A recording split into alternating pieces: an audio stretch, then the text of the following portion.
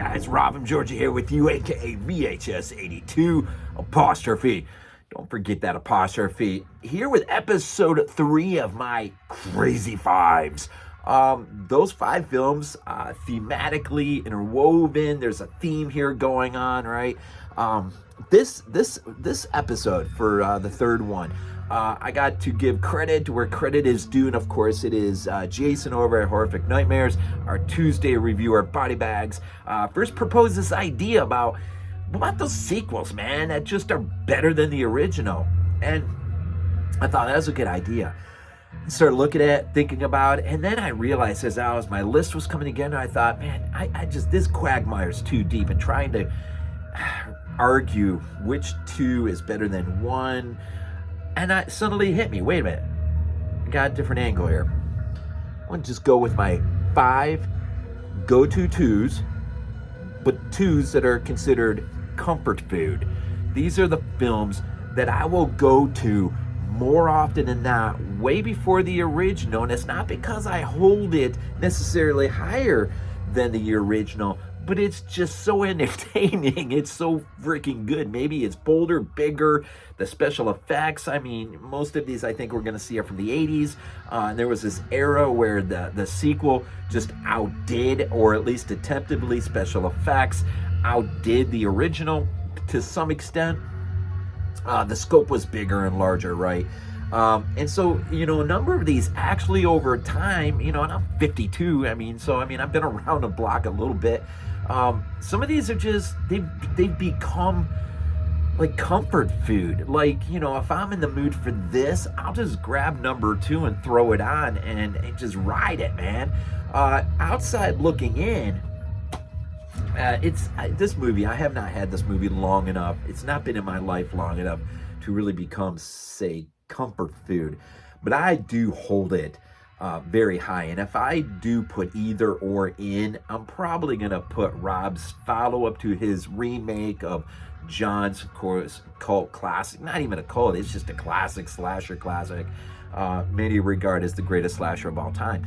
My German release of this, it's a collector's edition. There's nothing really special about it. It's the cut version. It's just, I grabbed this off of Amazon Germany just because of the cover.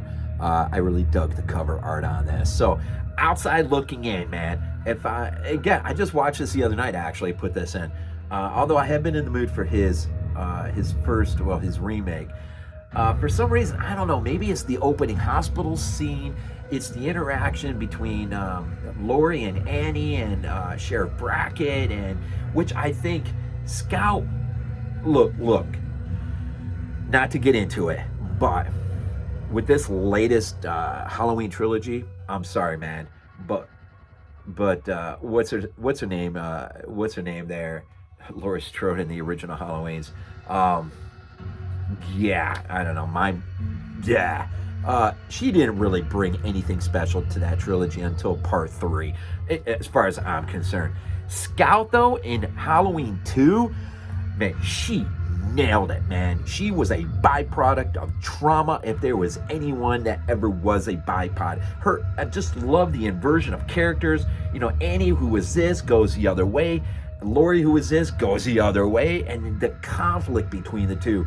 And just, Margot Kidder in here, as the psychiatrist, and there's just so much to love about this. This movie really does stand head and shoulders to any of the 3 movies that Gordon Green's movies that just came out recently. I don't care what anyone says. You ain't gonna change my mind, so don't even. Well, anyways, 4 minutes in, the outsider looking in. Let's get into the 5, man. I don't know. We're gonna have a whole lot of disagreement in here in terms of potential go-tos. Let's just start off with number 5. Released in 1988 by one Tony Randall. There is also release. I'm going to start this too. First release on VHS by New World in 88. Any idea what it is yet? Was one of those, man, when the summer ads hit, it was like, dang, this movie's gonna freaking rock. And sure enough, man, I thought it did. Hellbound Hellraiser 2 at number 5. This is the Arrow trilogy set. It's not the famed Scarlet box, but there she is, man. There she is. Yeah, if I'm going to put in Hellraiser, man, for whatever reason, I go to 2. Number 2, Hellbound. It's the scope. It's the score, man. Who was it? Can't think of his name. Christopher Young, who did the score. The score is absolutely phenomenal. It is out of this world, man. The Lovecraftian sense of, really, it's what's his name there? Clive Barker's vision of hell, this labyrinth of just this endless purgatorial sort of demonic, it's just his own vision of things, right? Which really don't hold to the biblical narrative, but I mean, it is his vision. It is, and it's quite spooky, man, and it's quite expansive. It is, but it's my go-to, man. If I'm going to throw in Hellraiser, I'm throwing in Hellbound, my go-to 2 at number 5. Number 4, this movie, man. Look, I just of late have really started to grow on, or it has grown on me. It's original, but the sequel came out in 1987, first released on VHS by Vestron, which is interesting, Vestron, because I'm about to show you my Anchor Bay. This movie is bonkers. Who can disagree with this? Evil Dead 2 Dead by Dawn, my Anchor Bay VHS. Dude, that is, I mean, iconically just one of the greatest sequels ever, man. Can you hold it above number 1? Well, it's not really the same film. It's like, you know, it's going back into the sandbox again, but more money, more K&B, and just the ability to do things you couldn't do in the first one. It is just bonkers. And yes, I do have the trilogy on VHS, which is outstanding. So, Evil Dead 2, man. This, I mean, Ash, come on. It just, Bruce Campbell, man, and just his own choreography and what he does in this movie is just the effects, and it's just, what do I have here? Anything written down here? I have bonkers written down. The cinematographer, Peter Deming. Yes, I did have something written down. Scarecrows, 88, Scream, 2, 3, 4, and of recent, he shot The Menu. It's kind of interesting. So at number 4, my go-to 2s, Evil Dead 2, Sam Raimi, 87, right? 87. All right, number 3, man. This is gonna stir the pot just a little bit, but probably I shouldn't that much. As I said, this is comfort food, my go-to 2. First released in 1986 at number 3. First released on VHS as a video treasure. I mean, it deserved a better release than that. It's interesting. I wonder what that looked like in 86. Look, the director brilliantly comments on the 80s, almost as well as he commented on the 70s with his original, which is considered by many to be one of the greatest horror films of all time, unmatched in its relentlessness, its brutalness. Figured it out yet, man? Just think Breakfast Club meets horror. Now you got it. Oh yeah, Tobe Hooper's Texas Chainsaw Massacre Part 2. Dude, I'm telling you, comfort food, man. If I put on a Texas movie, it's number 2. That is my go-to. That is the one I put in. Now, if I'm down for some serious Texas, like I'm really in the mood for, I mean, you know, Toby's best effort, obviously I'm putting in the original, man. The opening graveyard scene is so freaking awesome. But if I just want to have fun, man, and just be entertained, just have a little bit of comfort food, man, I'm going 2, man. The opening bridge scene, man, is so classic. What's his name there? Who brings it? Gee whiz, why can't I think of his stupid name? Dennis Hopper. Yeah, Dennis Hopper. I got to read to see. His character that ties into the original article, seeing what's his name in the wheelchair in the underground in the amusement park, seeing what's his name in the wheelchair is pretty cool. But the finale, man, with Grandma, I mean, and this is some of the things, man, I wish when they did Leatherface, I really wish that they would have had this family, this movie more in mind, even more than the original. I really wish that could have been so much better. And bring us grandma, man. If you've seen Leatherface, if you haven't checked out the alternative, deleted alternative opening and ending, you really need to check it out, because the inclusion of grandpa in a much bigger way is really awesome. But they could have done the same thing with grandma, and that would have been super. So my go-to at number 3, my go-to 2 is Texas 2. And Joe Bob's in this, man. Well, he's in a deleted scene in this, right? One of the scenes that just never made it into the final cut. Okay, we got to get real here, man. My last 2. And yes, they are comfort food, man. And you're going to know as soon as I say the director's name, but let me just say this. Released in 1981 on VHS by MCA Universal. Yeah, you're probably thinking it. Rick Rosenthal. And this, man, the transition from the first to this, seamless. It feels like the same night. The hospital, the ending, maybe one of the greatest endings in cinematic history, between the great Donald Pleasance and Michael Myers, of course. Scream Factory's great release of Halloween 2. My go-to, literally on my list of 5 to 1. It is number 2 as my go-to too. Michael, it's time. Boom! Series done. Franchise over. It's done in the hospital. Am I glad they picked it back up for a 4 after 3? I don't know, man. I mean, yeah, obviously, I'm a Halloween fan, man, through and through. I love all the movies. I love the entire... In fact, I got Halloween Ends. It's finally coming to me on Blu-ray in the mail today. I'm going to get it today. I don't have that much respect for the latest trilogy. I have more respect for Rob's 2 movies than the latest incarnation by Gordon Green. There are moments to be had, surely. Moments to be had.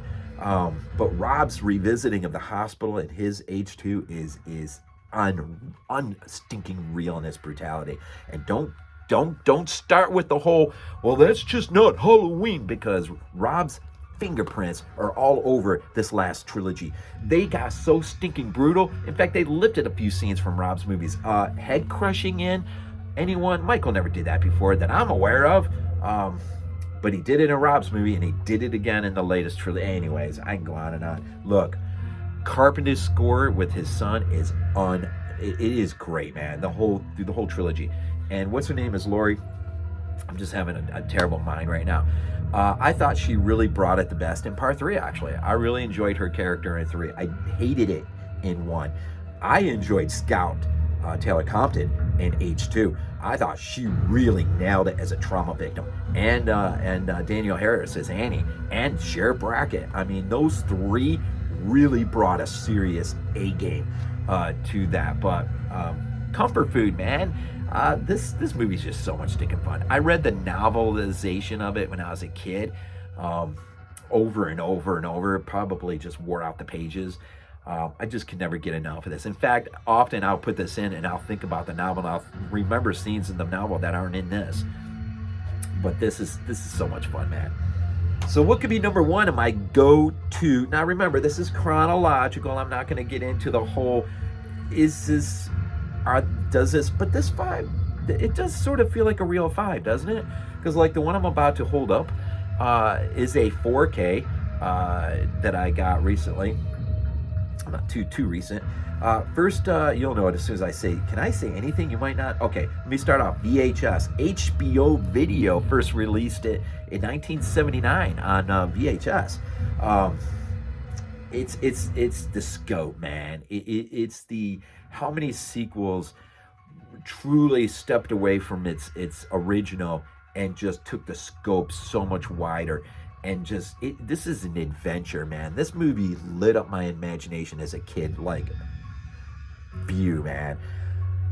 1978, the great George A. Romero, Second Sight's incredible 4K release of Dawn of the Dead. Of course, would give birth, inadvertently, maybe not so inadvertently, to Lucio Fulci's Zombie in 79. Which would just start really a huge gore craze in Italy, which is one of my favorite moments or chapters in cinematic history, is the early, probably from 79 to 94, that epic golden moment of Italian cinema. This really has a lot to do with it. Argento, of course, released the European cut. More Goblin cut out some of the not like comedy, but right, some of the more character building moments, and cut it down to more of a straight horror film. Released it as Zombie, and of course we know Fulci's movie would be Zombie 2 released, and then of course progressively, right? But yeah, my go-to number one, man, if I'm going to put in any of the Dead films, this is my go-to, man. This is the one I put in. If there's a secondary one I put in, I probably go to Day, and then as a third, I'll put in the original. And I don't know why that is. It is so weird. Maybe it's just like, again, you know, one of the things that this has in common with this is this comment on the 80s. I'm a byproduct of the 80s. I was 10 years old in 1980. And so, I mean, when this movie showcased a mall, I'm growing into that. And so, you know, this movie really had a huge impact on me. And I remember friends, man, we would just sit there, you know, what was this? I mean, what would this be like to be living in a mall, man? You'd have everything. Yeah, it's just a great film. Of course, all the cuts on here, just like the great Anchor Bay DVD release of it. Just great stuff, man. Just great stuff. So I don't know. I've already messed everything up. But number one, my go-tos: Dawn of the Dead, Halloween 2, Texas 2, Evil Dead 2, and then Hellbound, Hellraiser 2. My top 5 go-to, my crazy 5's. And as an outsider looking in, yeah, I love putting in Rob's H2, man. I just get a kick out of it. And I was reminded of another one last night. I actually revisited Hannibal, which I actually truly prefer. That one I do believe is a better film than Silence of the Lambs. And I know I probably just freaked a lot of people out, but I really do. The cinematography is unreal. I thought it was Ridley's great, sort of like homage or whatever to early Italian giallos. The whole sequence in Florence, the inclusion of Il Mostro, in fact that he's in this movie, although slightly off on a back burner sort of. You see him. There's a few nods to him. It's just a great. The whole Florence sequence is awesome in that movie. If I'm going to put in any of the Hannibal Lecters, man, my go-to there is Hannibal for sure, without a doubt, easy. So, anyways, and I'm sure you have your own comfort food. What are they, man? Drop a list down. Let me see your 5. Not necessarily the better film, but it's your go-to film. It's your comfort food film. When you just need that certain movie, you just need it rolling, man, because it brings what you need at the moment, right? So anyways, we'll cut it here. I hope you're liking this so far. I'm not sure where I'm going to go with episode 4 yet, but I got some time to think about that. As always, man, Fulci lives. We know that. We always end these things off with Go Bills.